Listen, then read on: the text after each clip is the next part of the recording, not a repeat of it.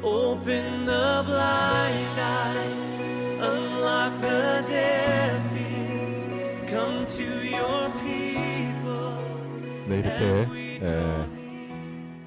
수요 저녁에 아이아 있는 자그마한 스튜디오에서 우리 성도님들과 함께 찬양하고 예배드릴 수 있게 돼서 너무 감사하고요. 그리고 또한 온라인으로 우리 예배에 함께 참여하시는 우리 성도님들이 계십니다. 이렇게 함께 예배할 수 있어서 너무 감사를 드립니다. 제가 이렇게 날짜를 세어보니까 성도님들 앞에서 말씀을 전한 게 70일 만에 이렇게 쓰게 된 것 같아요. 말씀을 나누게 됐습니다. 너무 감사하고 또 하나님께 영광을 돌리는 이 자리가 되기를 바랍니다.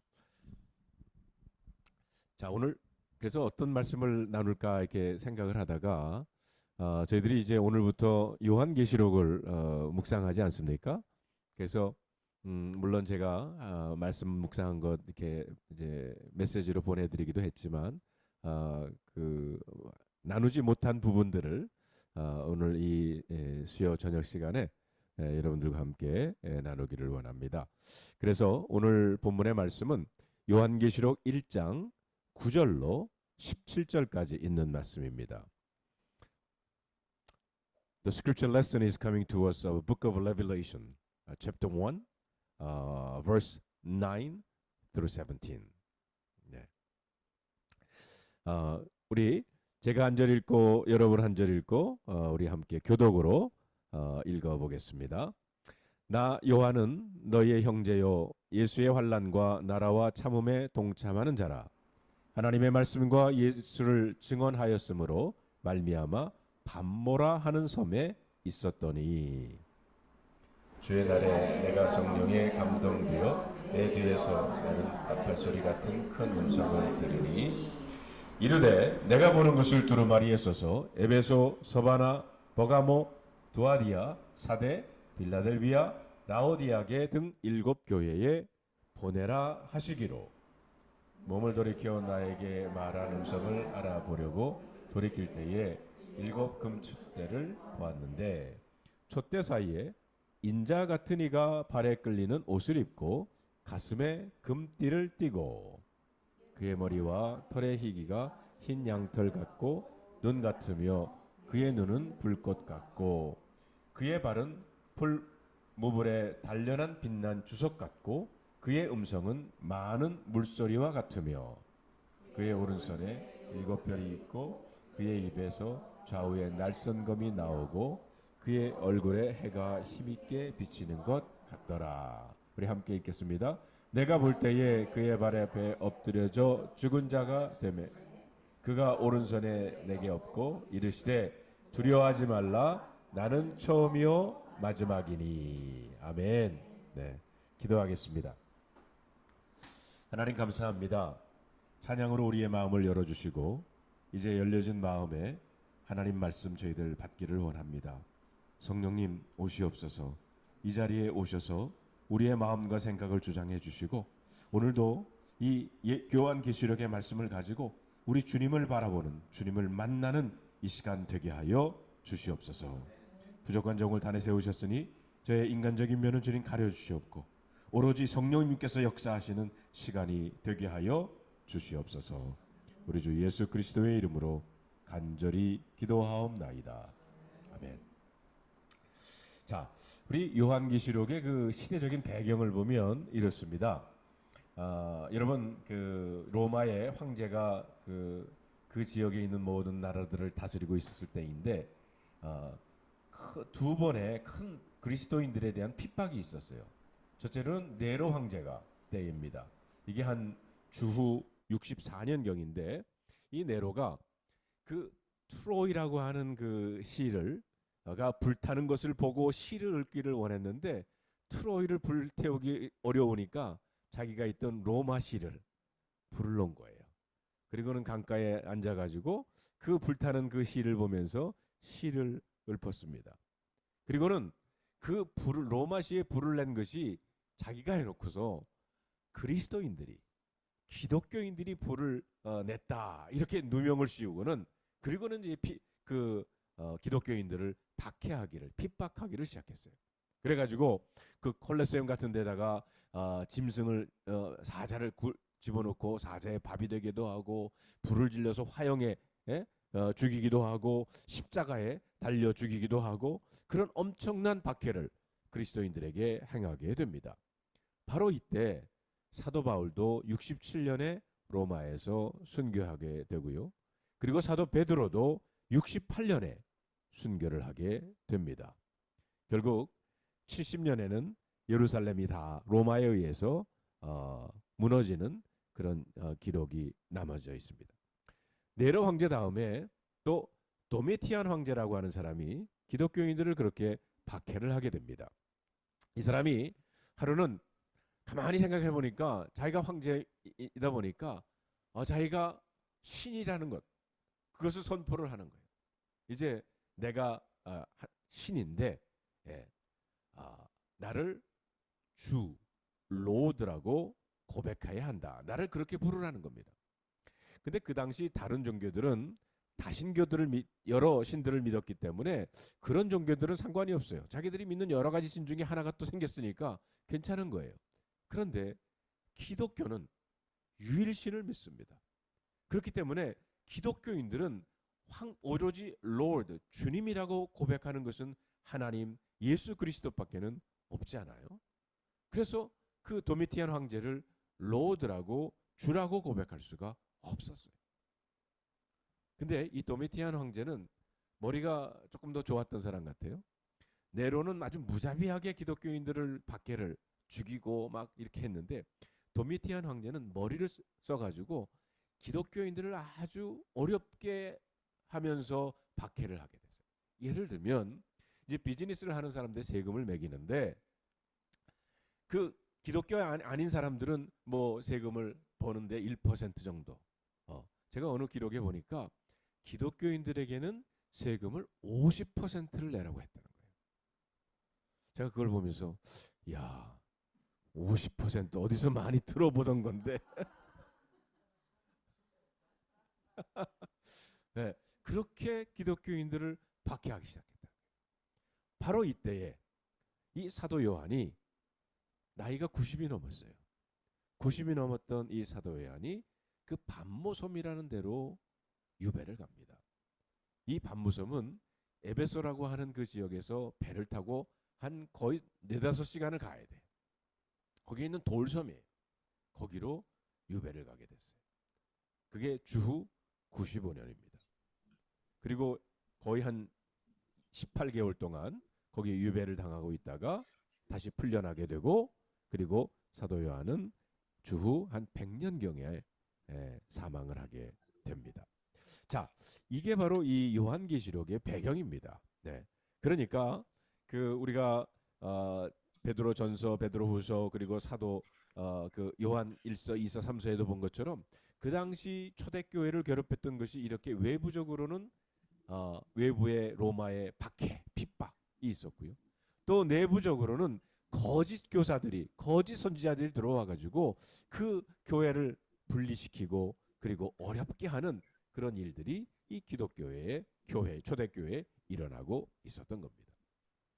그럴 때 오늘 본문에 우리가 읽지는 않았지만 우리 1장 1절에 보면 어떻게 이 요한계시록이 시작이 되냐면 예수 그리스도의 계시다라고 시작이 돼요. 여러분 이 책의 이름은 요한계시록이지만 사실은 이 책의 주제와 주인공은 예수 그리스도십니다. 그리스도의 예수 그리스도의 계시예요. 그것을 사도 요한이 받아 적은 거거든요. 여러분 우리들이 예수님에 대해서 사복음서 마태, 마가, 누가, 요한복음에 보면은 그 예수님이 하나님이시지만은 인간의 몸으로 이 땅에 오셨고 그리고 십자가에 달려 돌아가시는 어떻게 보면 사복음서에 나오는 예수님의 모습은 상당히 겸손한 겸손한 그리스도의 모습을 보여주고요. 그런데 이제 이 계시록에 나오는 다시 오시는 예수, 재림 예수는 심판의 왕으로 오시는 그리스도의 모습을 우리는 요한계시록에서 보게 됩니다. 우리가 요한계시록 하면 되게 무서운 책으로 이렇게 아는데 사실 그렇지가 않아요. 요한계시록은 초대교회 교인들에게 소망을 주는, 그리고 그 교인들을 격려하는 그런 메시지가 담긴 것이 바로 요한계시록입니다.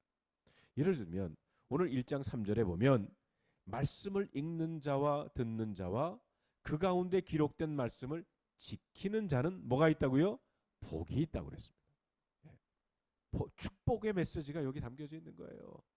그러니까 그 당시 박해가 있었지만 그런 그 박해 속에서도 하나님의 말씀을 읽고 하나님의 말씀을 듣고 그리고 그 말씀을 지켜나가는 사람은 하나님께서 복 주신다고 하는 그 메시지. 그렇기 때문에 이 요한계시록은요, 마지막 때를 우리 성도들이 어떻게 살아가야 하는가 하는 것을 기록한 책이 바로 요한계시록입니다. 자, 9절에 보니까 나 요한은, 이제 사도 요한이에요. 나 요한은 너희 형제요. 네. 90이 넘은 사람이 지금 초대교회 교인들에게 형제다. 예수의 환난과 나라와 참음에 동참하는 자다.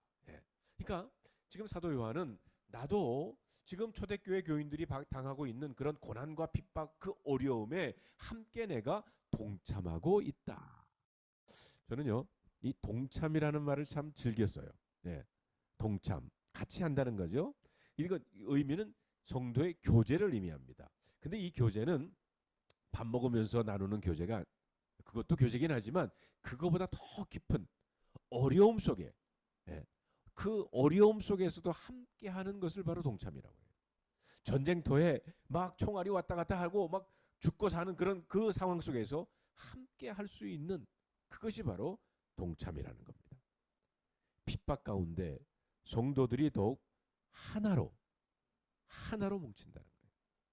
사실 우리 어려움을 지금 당하고 있지 않습니까? 참 어려운 가운데 있는데, 제가 오늘도 이제 이번 주일날 첫 예배를 준비하면서 우리 예배 팀들이 이렇게 카톡에서 막 카톡 소리가 막 나더라고요. 이번 주일날 어떻게 하면 교회 못 오시는 분들한테 실시간으로 그것을 온라인을 통해서 그것을 전달할 수 있을까? 그것을 막 그 예배팀에서 연구하면서 정말 하나가 되는.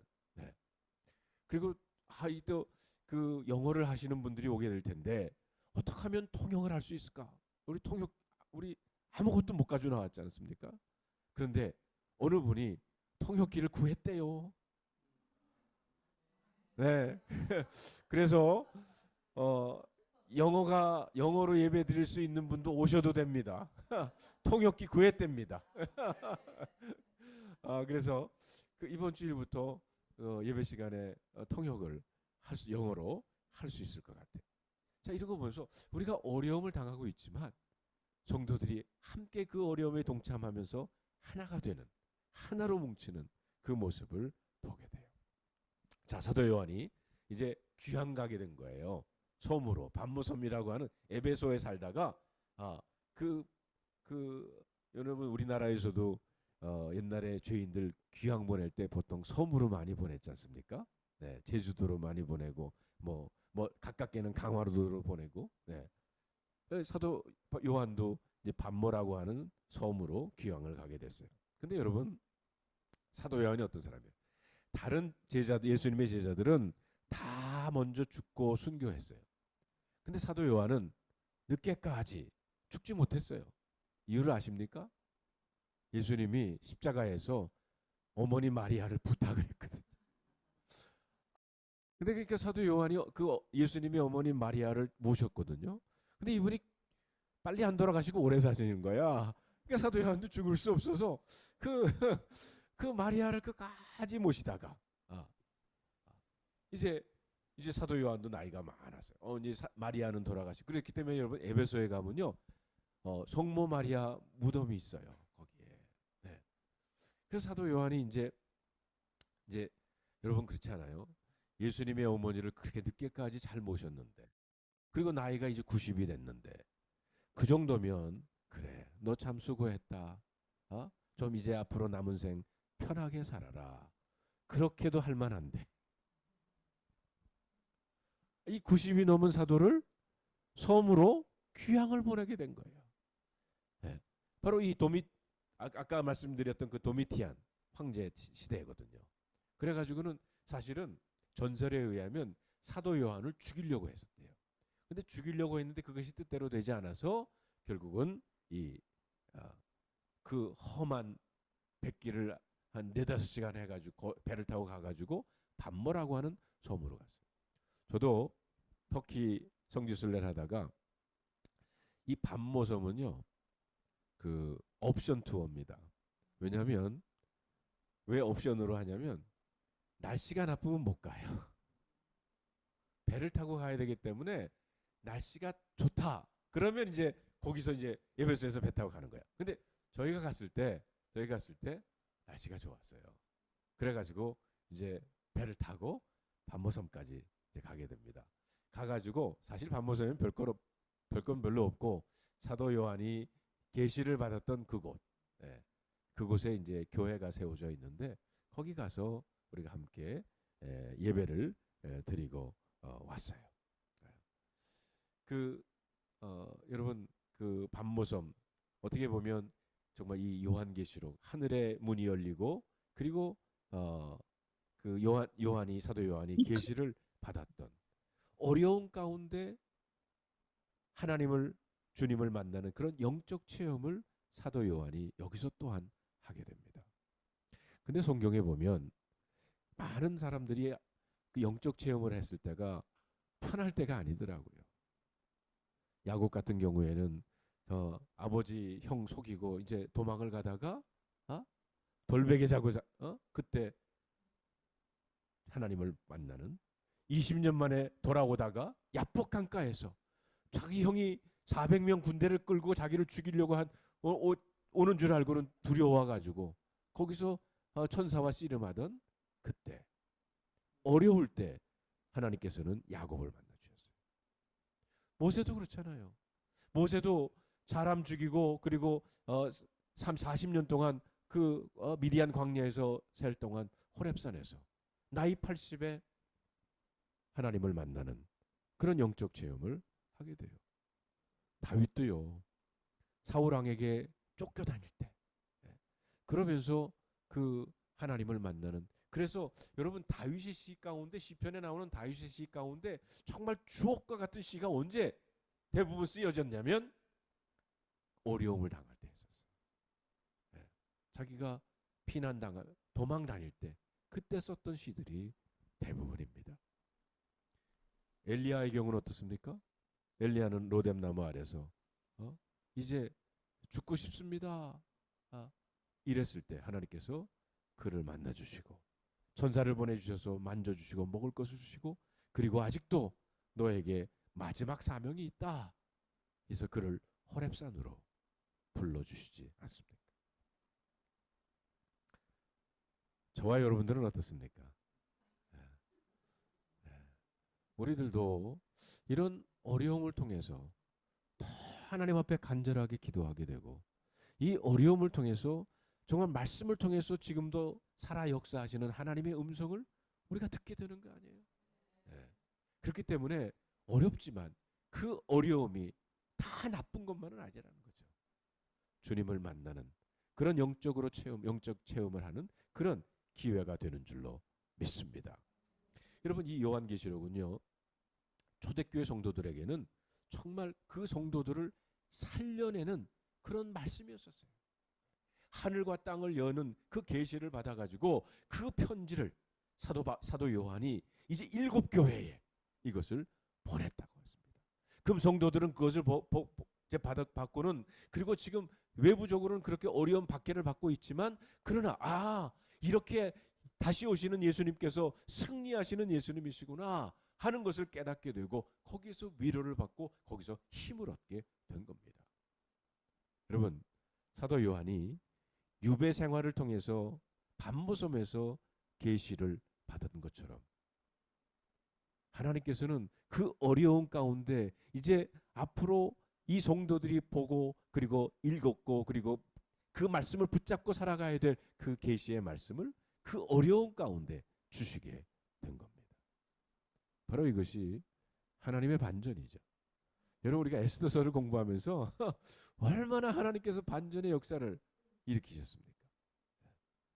그렇기 때문에 여러분, 하나님은 우리 인간들 생각에는 아, 이제 다 끝났구나 하는 순간에도 하나님은 열심히 일하시고 하나님은 성도 여러분들을 살리고 계시는 줄로 믿습니다. 자, 10절에 보면 주의 날에 내가 성령에 감동되어 그랬어요. 네. 여기 주의 날이 뭡니까? 주님의 날, 주일이에요. 사도 요한이 주일날 이걸 계시를 받은 거야. 네. 주님의 날.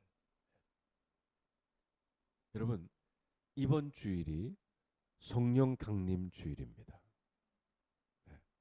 이번 주일이 우리들이 첫 번 드려지는 예배예요. 네.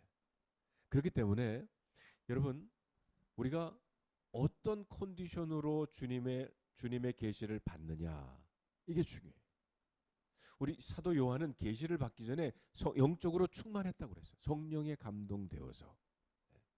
그러니까 하나님의 계시가 임할 수 있도록 우리들이 영적으로 깨어 있어야 된다는 거예요. 여러분, 이번 주일날 정말 어렵게 우리 예배 임시로라도 예배처를 우리가 구해서 오후 1시에 예배를 드리게 됩니다. 정말 어려운 가운데 드려지는 이 예배인데 여러분 모두가 기도하시고 영적으로 충만해져서 함께 모여서 예배할 때 그 가운데 계시를 받는 역사가 일어날 줄로 믿습니다. 자, 그러면서 이제 그 1장을 계속 읽어보면 이제 인자 같은 이가 12절에 나와요. 인자 같은 이가 이제 예수님의 모습을 이제 여기서 보여주는 거예요. 예수님의 모습을 보여주는데 먼저 뭐를 사도 요한이 보냐면 7 금촛대를 보게 됩니다. 여러분, 이 7 금촛대는 그 소아시아 지역에 있는 7 교회를 의미하는 거예요. 7이라고 하는 것은 유대인들에게는 완전수거든요. 그렇기 때문에 어떤 의미에서는 모든 교회를 의미하는 거예요. 자, 13절에 봅시다. 촛대 사이에 인자 같은 이가 발에 끌리는 옷을 입고 가슴에 금띠를 띠고 그랬어요. 여러분, 발에 끌리는 옷, 이것은 그 당시 제사장이나 왕이 입었던 옷입니다. 어떻게 보면 그 위엄과 영광으로 가득 찬 그런 모습이에요. 그 예수님의 모습이에요. 지금 사도 요한이 본 예수님의 모습인 거예요. 그런데 가슴에 금띠를 띄었다. 여러분, 유대 그 제사장들은요, 그 흉패라고 그래가지고 이 앞에 12개의 보석이 박혀 있어요. 근데 그 12개를 뭐를 의미하냐면 12지파를 의미하는 거예요. 다시 말하면 이제 제사장들이 12지파를 기억하고 가슴에 안고 그리고 제사를 드렸듯이 이제 하나님께서 예수님께서 가슴에 금띠를 두르셨다고 하는 것은 바로 교회의 교회들을 가슴에 새기고 그 교회들을 기억하시고 그 긴 옷을 입고 끌고 다니셨다고 하는 것은 교회를 오고 가며 관리하고 중보하셨다는 겁니다. 그렇기 때문에 지금 초대교회 교회가 로마로부터 핍박을 받고 박해를 받고 어려움을 당하고 있지만, 그러나 이 말씀을 보면서 예수님께서 이제 교회들을 가슴에 안고 그 교회 사이를 오고 가는 하고 하시는 그 모습을 보면서 그 로마 황제의 깃발 아래 기죽지 말라는 거예요. 기죽지 말라는 겁니다. 그래서 우리도 빨리 교회 이름을 지어야 될 것 같아. 교회 이름 빨리. 그래서 여러분들 좋은 교회 이름이 생각나면 저한테 이렇게 보내주세요. 네. 자, 14절에 보니까 그의 머리와 털의 희기가 흰 양털 같고 눈 같으며 그의 눈은 불꽃 같다라고 그랬어요. 자, 이것은 뭐를 의미하냐면 바로 인자와 같은 분 예수님이 지혜로운 분이고 순결하시다는 분이에요. 여기 흰 양털 같고 그랬잖아요. 네. 여러분, 우리가 주님을 만나게 되면 우리가 죄인이지만 그러나 주님을 만남으로 인해서 우리의 마음에 그 예수님의 거룩함, 그 순결함을 우리가 받게 되는 거예요. 예. 그래서 바로 그 예수님은 하나님의 그 교회를, 주님의 교회를 바로 이 거룩으로 덮기를 원하세요. 왜냐하면 순결함과 거룩함이 없이는 절대로 세상을 변화시킬 수가 없습니다. 교회가 거룩함을 잃으면 영적인 능력을 잃게 되는 줄로 믿습니다. 바로 제가 떠나온 교단이 지금 그렇게 된 거 아니에요? 어떤 교단이라고는 얘기는 안 하겠지만, 네? 거룩함을 잃어버리는 거예요. 네? 순결함을 잃어버리는 겁니다. 그렇기 때문에 진정한 우리 성도들은 이 머리이신 그 주님의 거룩함을 요즘 말로 하면 다운로드 받아야 되는 거예요. 네. 그것을 닮아가요. 그래서 그러지 않아, 내가 거룩하니 너희도 거룩하라. 교회는요, 그 주님의 거룩함을 잃지 말아야 된다. 여기 보니까 눈은 불꽃 같다 그랬어요. 주님은 통찰력으로 인간의 속마음까지도 다 들여다보고 계신다는 거예요. 제가 얼마 전에 쇼건이라고 하는 드라마가 나왔어요. 네. 근데 그 드라마를 보니까 그 도쿠가와 히데요시 그 시대를 그린 그런 드라마인데, 거기 보면 일본 사람들에 대해서, 일본 문화에 대해서 배울 수가 있어요. 근데 거기 어떤 얘기가 나오냐면 그 일본인들에게는 세 마음이 있다는 거예요. 하나는 입으로 나타내는 마음이 있고, 그러니까 내가 말하는, 내 마음에 있는 걸 말하는 그런 마음이 있고, 두 번째로는 아주 친한 친구와 나누는, 다른 사람에는 안 나누고 친한 친구와 나누는 마음이 있고, 세 번째로는 누구도 모르는 나만 아는 마음. 그런데 그 어려운 시대에 살아남기 위해서는 그런 마음을 가져야 된다는 거예요. 아무한테도 내 마음의 비밀을 얘기하면 안 된다는 거죠. 근데 제가 그 얘기를 이렇게 쭉 드라마에서 들으면서, 그러나 예수님은 그 마음도 알아보신다.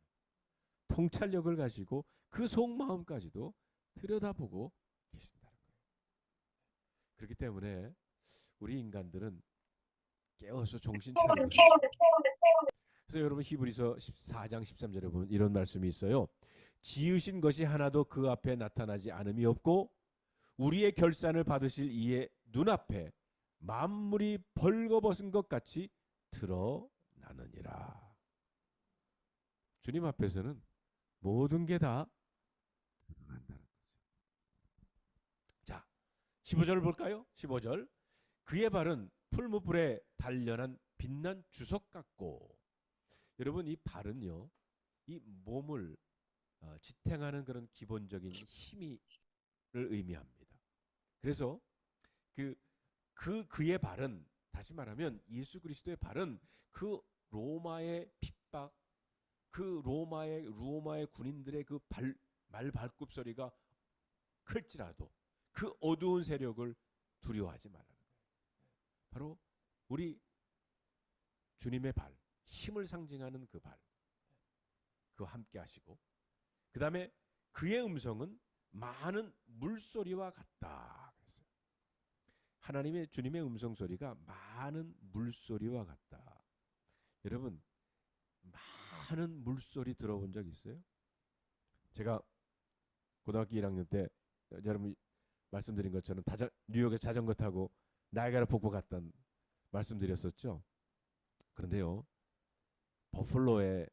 버플로에서 새벽에 이제 해가지고 나이아가라 폭포를 이제 향해 가는데, 아직도 나이아가라 폭포가 몇 마일 남았는데도 물 떨어지는 소리가 나더라고요. 와, 어마어마해. 그때는 자전거 때문에 배를 못 탔지만 나중에 이제 결혼해서 우리 애들 데리고 나이아가라 폭포에 갔을 때 그 배를 타니까 뭐 미스트라고 하는 배인가? 그 배를 타고 폭포 아래까지 그 근처까지 가요.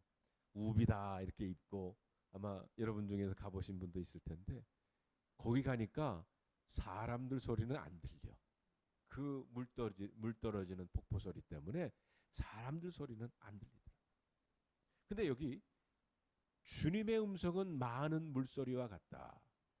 하나님의 말씀, 하나님의 음성에 우리가 귀를 기울이면 세상의 잡음들이 묻혀버리고 만다는 거예요.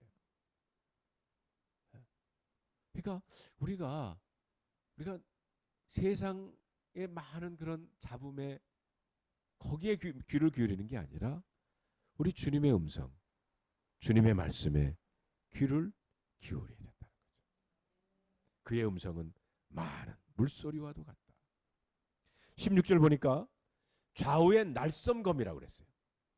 이 검은 말씀의 검을 의미합니다. 이 말씀의 검을 가지고 세상을 심판하신다는 거예요. 왜냐하면 말씀의 능력이 있고 말씀은 곧 예수 그리스도라는 겁니다. 여기 검이라는 것은 싸우는 거 아닙니까? 바로 영적 전쟁을 의미하는 거예요. 네. 네.